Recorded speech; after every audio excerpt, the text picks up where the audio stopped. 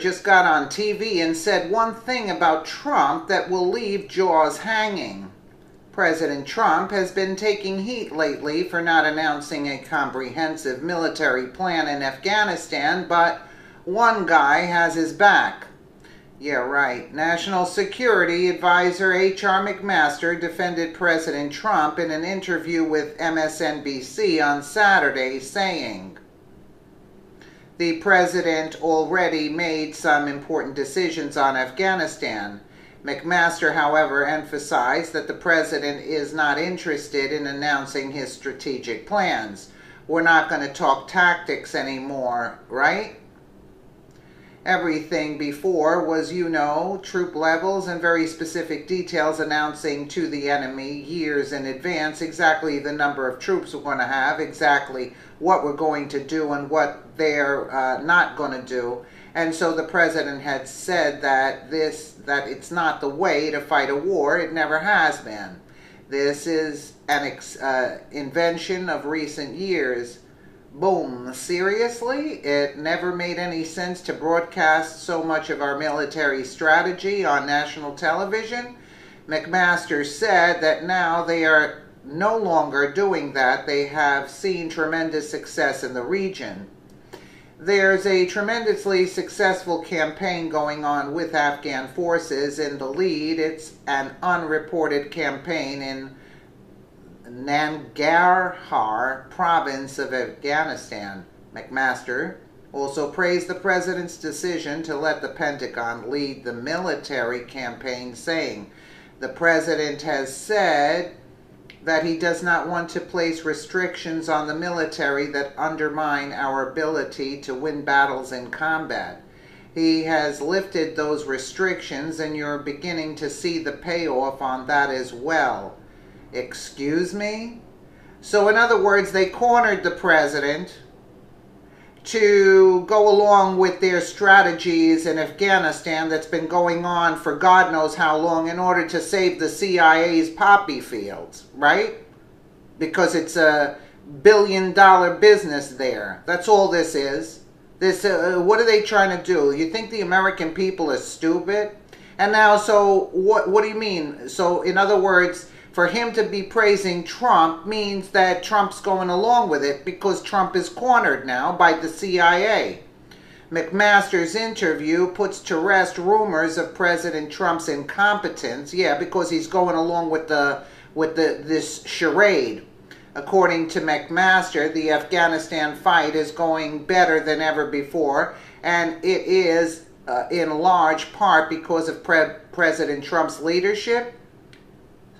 Do you see what's going on now, right? Now they're praising him because Trump is going back on what he wanted to do, to take the troops out from Afghanistan. We're fighting what? Isn't it great to have a real leader in charge who knows how to win? Yeah, he does know how to win, but if people are in power, the deep state, I mean, really? Let's take a quick listen. I'm not going to listen to his whole interview, this My idiot. guest this morning is in many headlines right now. Yeah, okay. I'm grateful for the work he continues to do serving our country. So what does General McMaster think, and what sort of advice is he giving to the president? I sat down with him midweek for a wide-ranging interview. Later in the program, He just looks so evil. Bloomberg's Eli Lake who McMaster's critics are and why they are so indifferent to the president's views about McMaster. But first, the interview. Our first two subjects are the crisis in Venezuela and the challenges posed by Iran, specifically the Obama administration's nuclear deal with Iran. Here is the beginning of that interview. Your old friend Uncle James Stavridis said on my show on Wednesday, there's going to be a violent civil war, there's going to be massive refugees, and any military intervention in that country would have to come from Colombia and or Brazil. Do you agree with those three assessments? Well, I think his assessment is right, that democracy's over right now in Venezuela. People have talked about could there be a coup? Well, there's already really been a coup that has happened already. Maduro has prevented the Venezuelan people from having a say in their own future.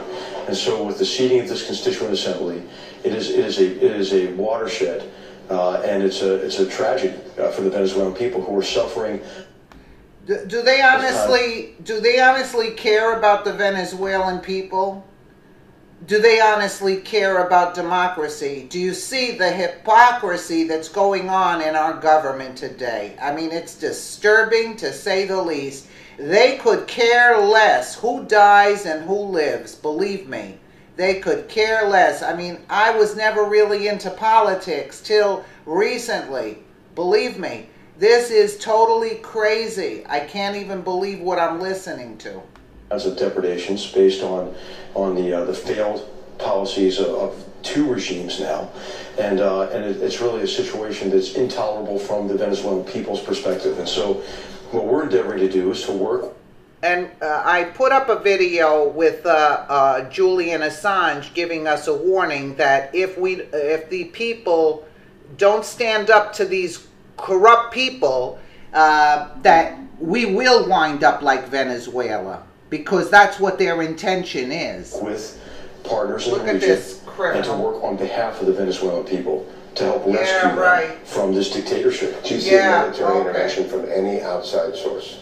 No, I don't think so. I think what's really required is for everyone to have one voice about the need to protect the rights and the safety of the Venezuelan people. If there isn't an intervention, General, does Maduro possess the potential to become a new Castro, but one even more dangerous than Castro was in '62 when the Soviets put missiles there? It's a bigger country, it's a richer country. So there are big consequences, obviously, mainly for the Venezuelan people. But there are consequences for security in the region as well. And so we know that he's drawing very heavily, Maduro's drawing very heavily on support from the Cubans. He's also... Listen how well-spoken he is and how nice he sounds, like he really cares. This is the facade. Because if you see Loretta Lynch when she speaks, oh, she speaks so sweet, so softly. You know you get what I'm saying, right? They're liars. The Chinese and the Russians underwriting this failed regime, this authoritarian. That's what the CIA does. They want to invade countries and take over their resources. This is all that it is. Dictatorship now. And so there are regional security implications, as well as we already see every day, devastating consequences for the Venezuelan people. Venezuela also has a long history with Iran, and there are reports that Iran has back and forth with them. Any idea if the Iranian Revolutionary Guard Corps Quds forces is in Venezuela? Well, it wouldn't be surprising. I know, of course, their priorities are elsewhere, what they've done to really light the Middle East on fire, to flame this very destructive cycle of sectarian violence in the Middle East. I mean, that's what I think we have to hold the IRGC accountable for. Pull the curtain back on their subversive activities across the greater Middle East. The reason I bring them up is because if there are revolts in the street on Sunday and beyond, when the Green Movement occurred in 2009, the besieged IRGC were ruthless. They just cut it down. Would you expect Maduro's government to do the same thing with demonstrations? Well, he's already doing it, right? I mean, they're already brutally repressing the Venezuelan people. And you've seen this with these gangs of thugs. Typically, these are the sorts of organizations that are used. Legitimate security forces are a tool of profession. They use security forces as a tool of oppression. But even what you're seeing become more and more likely and more reroutine is the use of these sort of gangs of thugs as an extension of a repressive or authoritarian regime. You see this in Iran in the form of what's called the besiege, right? You see this with these gangs of thugs in Venezuela as well. Do you want to rule out completely? Does the president rule out completely, no matter what the situation is, pulling a Panama, as President George Herbert Walker Bush did? Well, you know, there's a long history in the region of American intervention, and that's caused problems in the past. And so I think that we're very cognizant of the fact that we don't want to give this regime or others the opportunity to say, well, you know, this isn't the problem with Maduro. This is the Yankees doing this.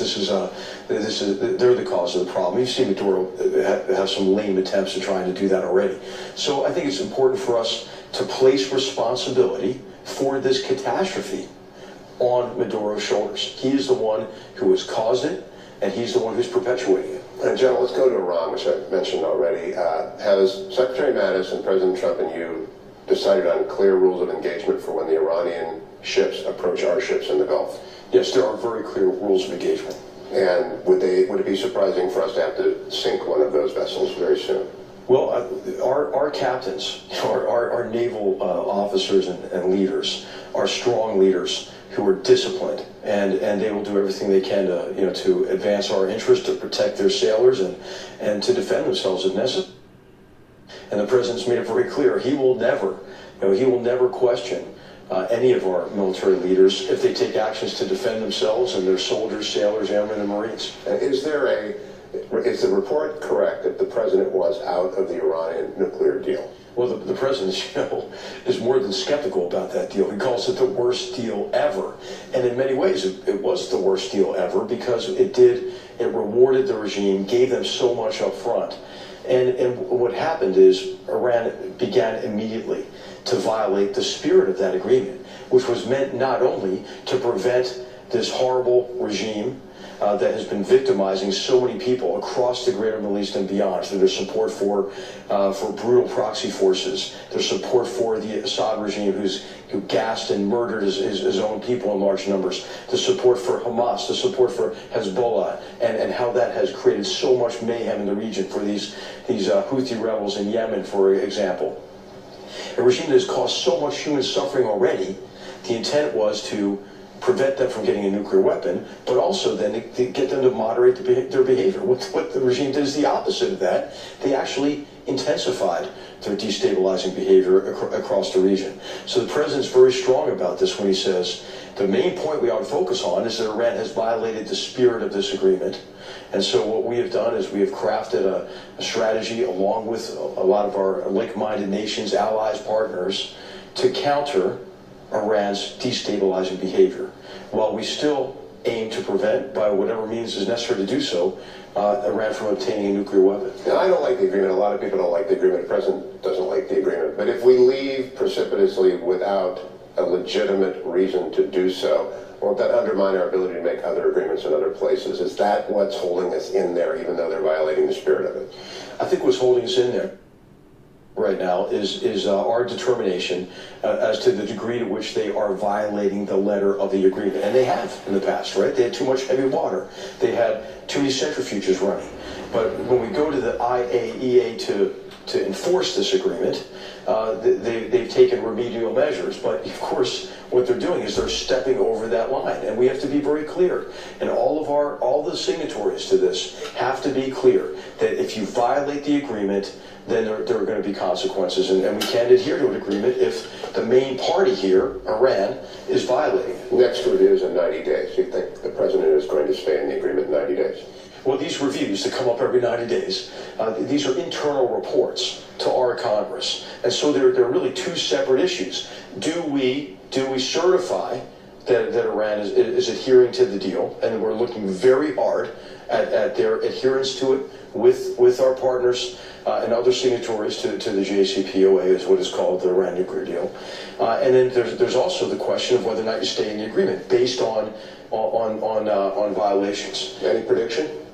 No predictions at all. I mean, we're not prejudging this. We're working hard at it every day, and we're working hard on it as part of a broader approach to the problem of Iran's destabilizing behavior, the humanitarian and political catastrophe they're helping to perpetuate, along with those others responsible, including ISIS and other terrorist groups in the region. But I think Iran is behaving in a way that you could say is aimed at keeping the Arab world perpetually weak and enmeshed in conflict, so they can use this chaotic environment in the Middle East to advance their hegemonic aims, their desire to dominate the region. Should the Supreme Leader be surprised if the president withdraws from this agreement in the next 6 months?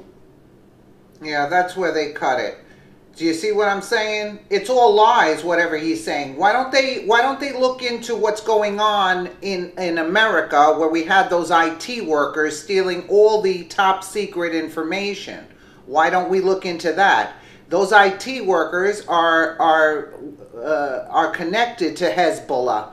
What are they talking about? Take care of your own business here. They're talking about Iran. They already gave Iran all the money that Iran needed, thanks to Obama. Now they're talking about Iran. I mean, this is like sickening at this point. Take care of your own business and forget about what's going on elsewhere, because they do have the nuclear capacity. Iran does. They got all the secrets. They got all the nuclear warheads that they need from Obama. Believe me. So Mcmasters' interview puts to rest rumors of President Trump's incompetence. Yeah, why now they're not calling him incompetent? Because he has to go along with the deep state for the warmongering to take place. According to Mcmaster, the Afghanistan fight is going better than ever before, and it is in large part because of President Trump's leadership. Isn't it great to have a great leader in charge who knows how to win? Yet Trump knows how to win, but this is not winning. This is not winning what they're talking about. This is not winning. They put Trump in a position where he can't move. That's basically the bottom line. And it's going to go the way the deep state wants.